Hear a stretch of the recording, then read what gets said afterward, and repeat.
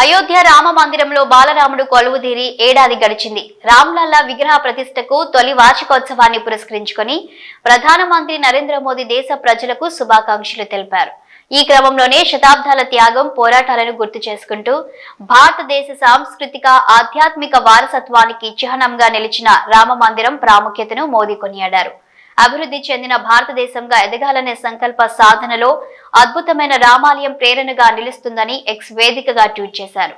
అయోధ్య రామ మందిరం ప్రారంభోత్సవానికి సంవత్సరం కావడంతో శ్రీరామ జన్మభూమి తీర్థక్షేత్ర ట్రస్ట్ 3 రోజుల పాటు వేడుకలను ఘనంగా నిర్వహిస్తుంది.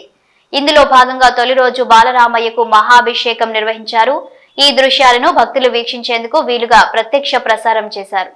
దాంతో పాటుగా ఆలయంలో ప్రత్యేక పూజలతో పాటు పలు కార్యక్రమాలు నిర్వహించారు.